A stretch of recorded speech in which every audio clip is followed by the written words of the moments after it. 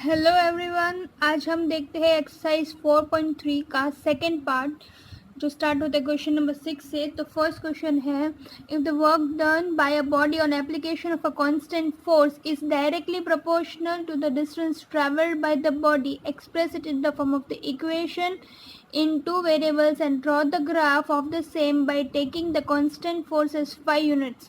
Okay और उसमें से दो जो पॉइंट्स है वो ग्राफ से हमको निकालने हैं. Also read from the graph the work done when the distance travelled by the body is 2 units and 0 units. So the first thing is the work done by a body on application of a constant force is directly proportional to the distance traveled by the body. Okay, तो हमको क्या लेना है, पहले work done. Suppose कि work done हम लेते हैं W, तो W is proportional, work done is proportional to the distance travel by the body. तो W is proportional to D, ऐसा हो गया. ठीक है, तो अगर W is proportional to D, तो अगर हम प्रोपोर्शनलिटी साइन निकालते हैं, जैसे हमने फिजिक्स वगैरह में पढ़ा है कि फिर रिमूव द प्रोपोर्शनलिटी साइन, तो इक्वल टू साइन लेके प्रोपोर्शनल साइन निकलेगी तो क्या होगा, कुछ कांस्टेंट आएगा के, राइट. सो प्रोपोर्शनलिटी साइन निकली तो कोई कांस्टेंट के आया, पर यहाँ पे आपको के की भी वैल्यू दी हुई है. लाइक दे हैव सेड के कांस्टेंट फोर्स कितना है, 5 यूनिट्स का है. तो हम क्या लिख देंगे, W is equals to 5K, sorry 5D. K की जगह पे मैंने 5 लिखा, so W is equals to 5D. समझ में आ रहा है. तो ये W जब 5D हो जाएगा तो अब हमको क्या करना है, हमारे पास दो अननोन है, जैसे हमेशा x और y रहते हैं, तो हमको W और D का एक टेबल बनाना है. ठीक है, और उसमें से हम लोग निकालेंगे डिफरेंट वैल्यूज़. हम D की डिफरेंट वैल्यूज़ लेंगे और उस हिसाब से डिफरेंट वैल्यूज़ ऑफ W आएगी हमारी. ओके,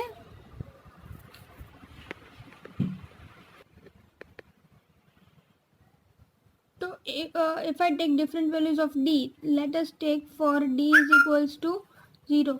अगर पहले D 0 लिया तो W क्या होगा, 5 into 0 that is equal to 0. Means अगर डिस्टेंस 0 हुआ तो वर्क डन भी 0 होगा ना. दैट इज ऑब्वियस ना कि अगर कुछ हमने डिस्टेंस ट्रैवल ही नहीं किया है तो उसका वर्क डन भी कितना होगा, 0 ही होगा ना. अगर डिस्टेंस हम 1 लेंगे तो क्या होगा, डिस्टेंस इज इक्वल्स टू 1, तो work done is equals to 5 into 1 that is equals to 5.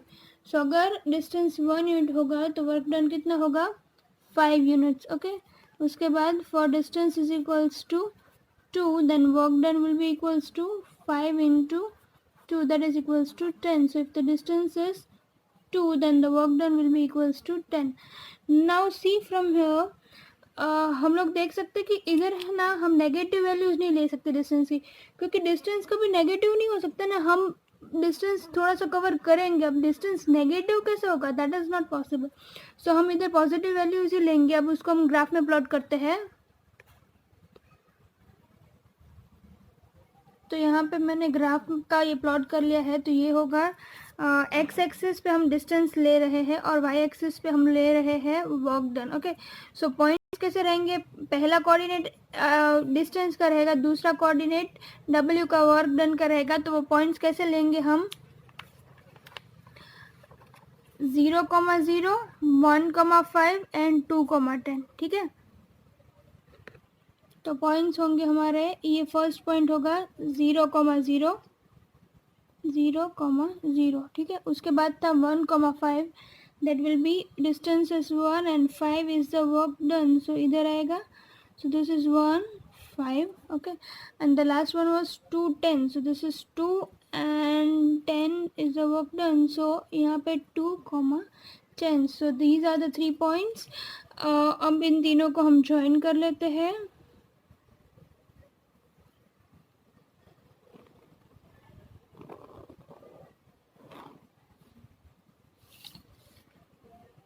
तो ये इक्वेशन हमारे मिल गई जो थी W is equals to 5D. Okay, तो ये हमारा इक्वेशन मिल गया. ऐसा हमारा ग्राफ ड्रॉ हो जाएगा. उसी हिसाब से हम दूसरे भी क्वेश्चंस करेंगे.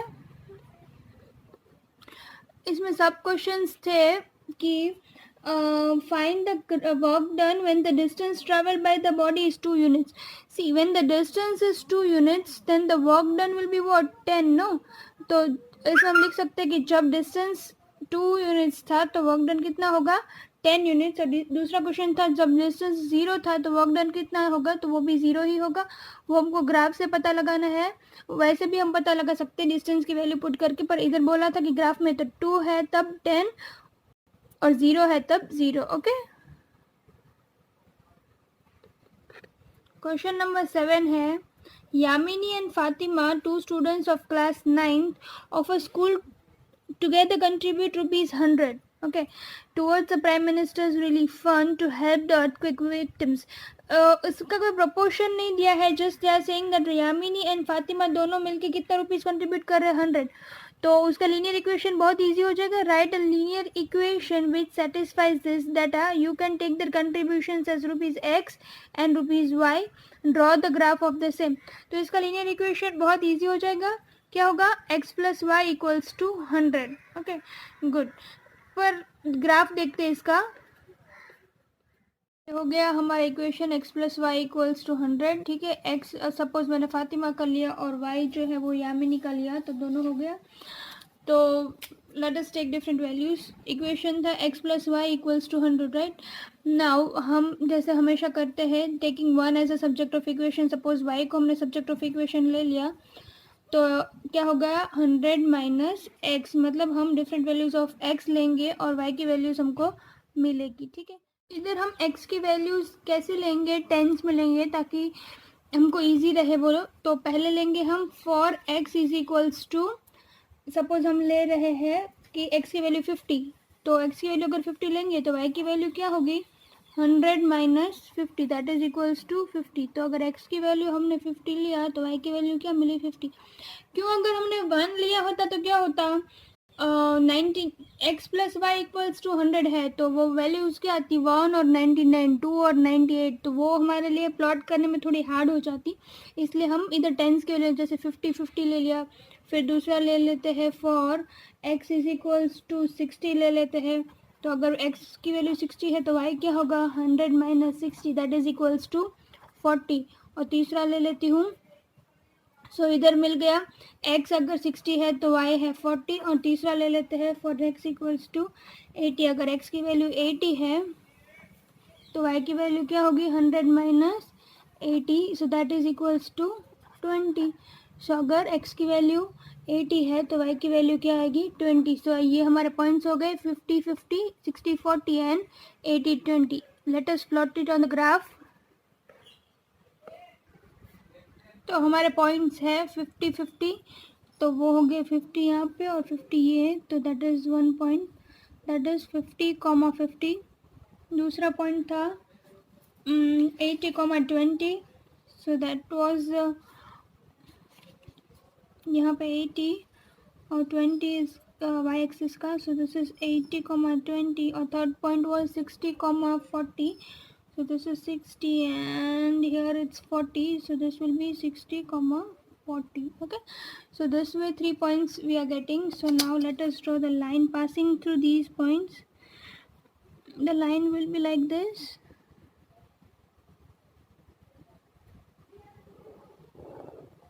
मैंने पहले भी बोला था कि एक एकदम स्ट्रेट लाइन होनी चाहिए और हमारे से एक ही तीनों पॉइंट जो है वो एक लाइन से ही पास होने चाहिए, क्योंकि ये कैसे इक्वेशंस है लीनियर इक्वेशंस, राइट। तो लीनियर इक्वेशंस का मतलब क्या, लाइन के इक्वेशंस। तो ये किस लाइन का इक्वेशन है x plus y equals to 100। Okay, question number 8 देखते हैं। In the countries like US and Canada, the temperature is measured in Fahrenheit, whereas in countries like India, it is measured in Celsius. So here is the linear equation that converts the Fahrenheit to Celsius. हम लोगों ने ये maths में पढ़ा होगा previous classes में कि F और सी मतलब फ़ारेनहाइट और सेल्सियस के बीच में रिलेशन, तो ये ऑलरेडी दिया हुआ है। तो यहाँ पे हमको कोई लीनियर इक्वेशन बनानी नहीं है, it's already given. what we have to do is draw the graph of the linear equation above using the Celsius for x-axis and Fahrenheit for y-axis. तो हमको डिफरेंट वैल्यूज़ ऑफ सेल्सियस लेनी है और Fahrenheit की उसके ऊपर से value निकालनी है। वो टेबल हम बनाएंगे जैसे हर बार बनाते हैं, और उसके बाद उसके ऊपर से हमको क्या करना है, ग्राफ ड्रॉ करना है, और इसमें फिर डिफरेंट वैल्यूज़ दी हुई है वो हमको चेक करनी है। ठीक है, तो पहले हम ये ड्रॉ कर लेते हैं, उसके बाद हम ये देखेंगे। तो अब हम लेंगे डिफरेंट वैल्यूज़ ऑफ सी और उसके हिसाब से हमको वैल्यूज़ ऑफ एफ मिलेगी। तो पहले हम सी की वैल्यू 0 ले लेते हैं। तो for c is equals to 0, अगर c की वैल्यू 0 हुई तो f क्या होगा, f is equals to 9/5 into C plus 32. So c is 0 here, so instead of c I put 0, तो ये इंटू 0 क्या हो जाएगा, 0 हो जाएगा. तो समथिंग सॉरी 0 प्लस 32, तो answer will be 32. It means कि अगर c की वैल्यू 0 ली तो f की वैल्यू क्या आएगी, 32. ओके, नेक्स्ट वैल्यू हम लेते हैं for c is equals to 5. मैं 5 क्यों ले रही हूँ, देखिए इधर अगर मैंने 5 ले लिया c की वैल्यू तो ये दोनों कट हो जाएगा ना, तो ये एक फ्रैक्शन के फॉर्म में नहीं आएगा, तो हमको प्लॉट करने में इजी होगा.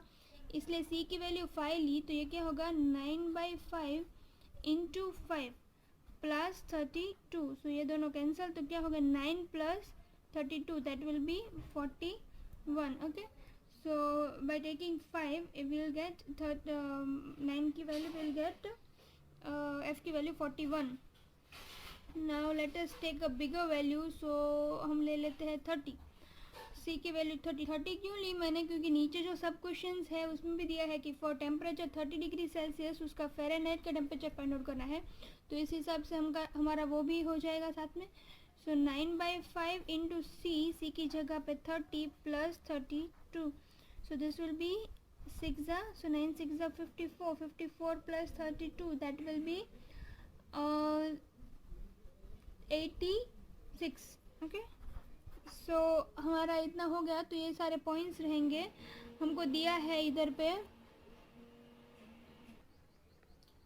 इसमें हमारा सेकंड क्वेश्चन था कि if the temperature is 30 degree Celsius then what is the temperature in Fahrenheit. मतलब इधर अगर सेल्सियस सी दिया है तो फ़ारेनहाइट अगेन फाइंड आउट करना है, तो f इज इक्वल्स टू क्या होगा, 9/5 इंटू 30 प्लस 32, जो हमने ऑलरेडी फाइंड आउट कर लिया है अगले वाले में.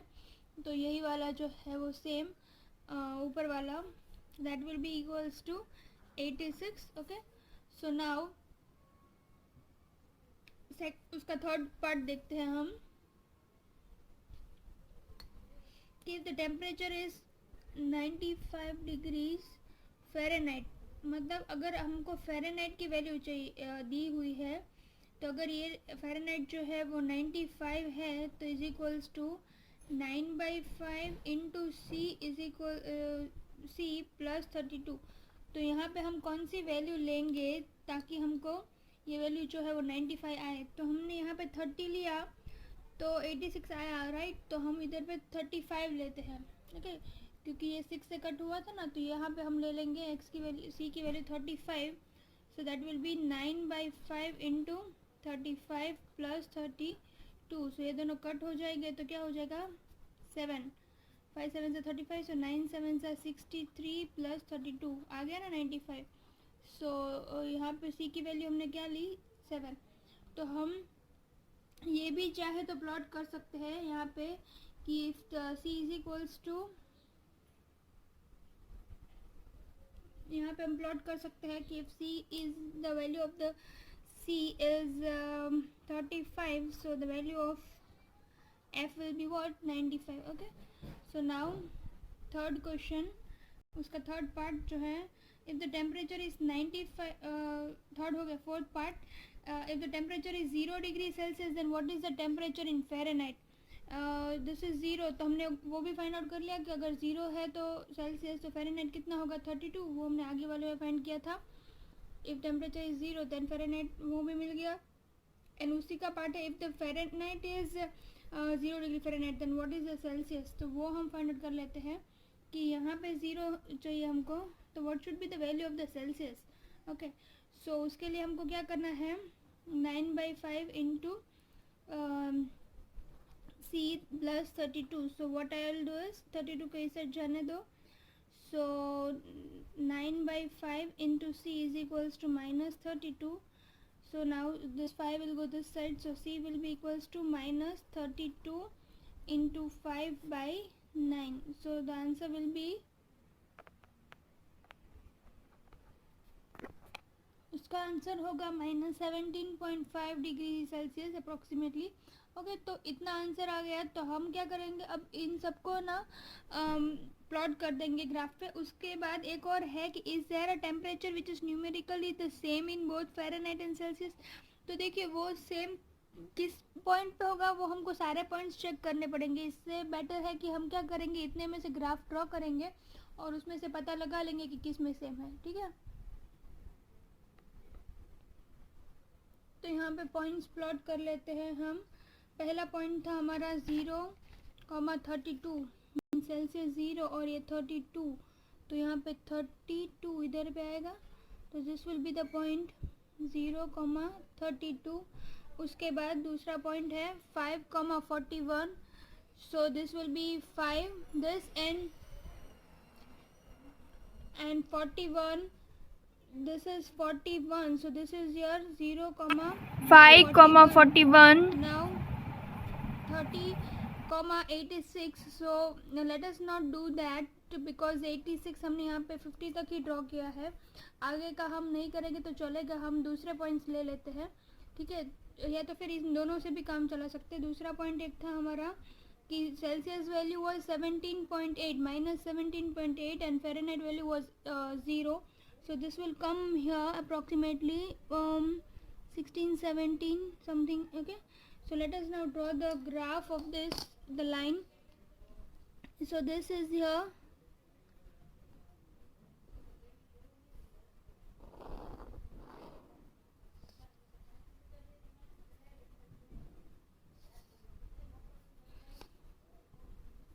okay, so this is the graph of the equation that we were finding.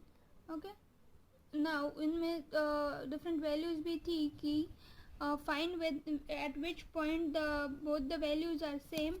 तो अगर हम उसको और एक्सटेंड करेंगे, ओके, तो वो पॉइंट किधर पे आएगा, -40,40 पे आएगा, जहाँ पे उन दोनों की वैल्यूज एग्जैक्टली क्या आएगी, सेम आएगी। ओके, -40 मिलके ये -40 पॉइंट ऐसा आएगा कि जिस पे दोनों ही वैल्यू सेम आएगी। तो ये हमारा ग्राफ है, पूरा ऐसा बनेगा ये इक्वेशन का graph. Okay, so this exercise gets over here. Kindly like, share and subscribe please. अगर आपने अब तक सब्सक्राइब नहीं किया है तो सब्सक्राइब करके बेल आइकन को प्रेस कर दीजिएगा ताकि आगे से आपको नोटिफिकेशंस आती रहे। इसी के साथ एक्सरसाइज 4.3 ख़त्म होती है। Right, bye bye.